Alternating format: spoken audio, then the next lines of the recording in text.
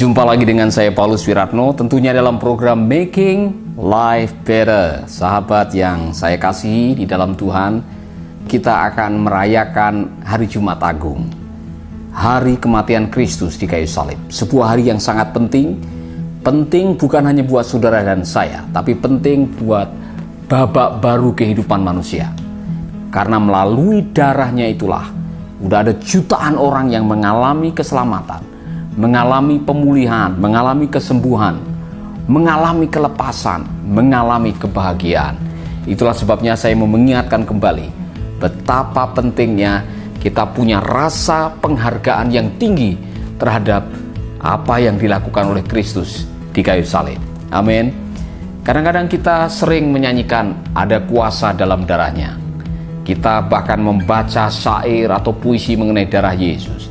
Tetapi kita lupa bahwa darah itu hanya bisa berfungsi dan kuasanya bisa dirasakan setelah darah itu digunakan. Di dalam bahasa Inggrisnya, apply the blood of Jesus.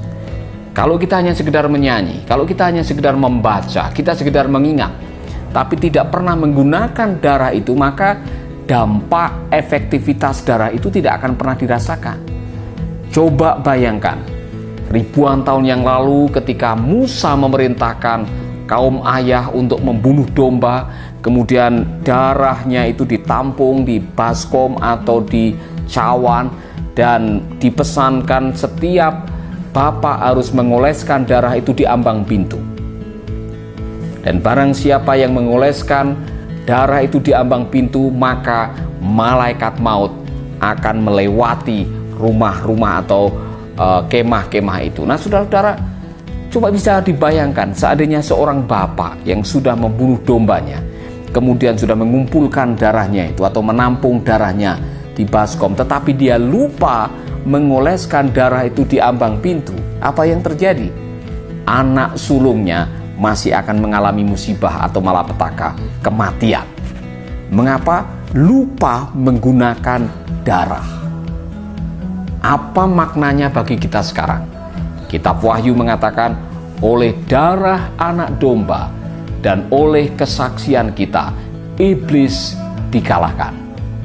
Jadi, bagaimana kita bisa mendapatkan hidup yang berkemenangan setiap hari ialah dengan menggunakan darah anak domba dan kesaksian kita. Kita mempercayai kembali betapa besarnya darah Yesus dan menggunakannya, mengucapkannya, bahwa melalui kuasa darah Yesus kita mendapatkan kekuatan yang baru.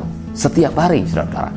Seorang penulis buku bernama Cesar Castellanos, dalam bukunya yang sangat terkenal bernama Mengalami Pewahyuan Salib, judul buku itu sudah kami terjemahkan dan kami terbitkan.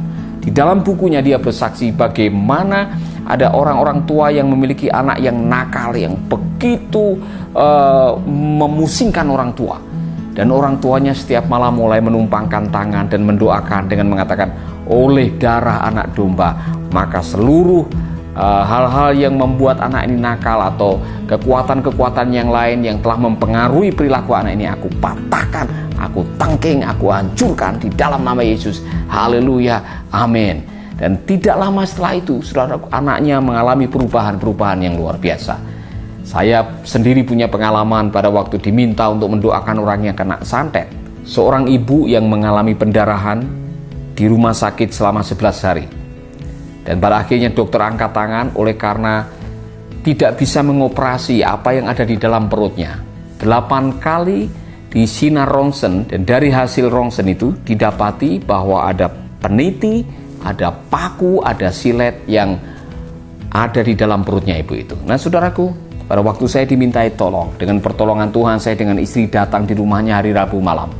Pada waktu kami mulai berdoa dan menyebut darah Yesus, apa yang terjadi? Ibu itu langsung kesurupan dan akhirnya ada manifestasi. Dan ketika kami berdoa, ibu ini akhirnya dipulihkan. Dia sadar, dia mulai merasakan sakit, dan kami mendoakan di dalam nama Yesus. Katanya sakitnya pindah, dan kami berdoa lagi. Dan apa yang terjadi, saudaraku? Ada peniti, ada paku, ada kerikil yang keluar hanya dengan kuasa darah Yesus. Artinya apa? kuasa darah Yesus itu luar biasa. Saya tidak tahu situasi saudara saat ini, tapi kalau saudara sedang menyaksikan program ini dan saudara sedang merasa tercekam oleh rasa takut, ada kejadian-kejadian aneh di rumah, ada penyakit yang tidak kunjung sembuh, usaha saudara seperti mengalami seret atau menjelang kebangkrutan, dan saudara merasa ada sesuatu yang tidak beres yang terjadi dalam hidup saudara, kuasa darah Yesus sangat berkuasa. Amin. Kalau saudara orangnya dan mengatakan, Pak Paulus, doakan saya rindu mengalami kemenangan, saya rindu mengalami kelepasan, saya rindu mengalami pemulihan dan kesembuhan.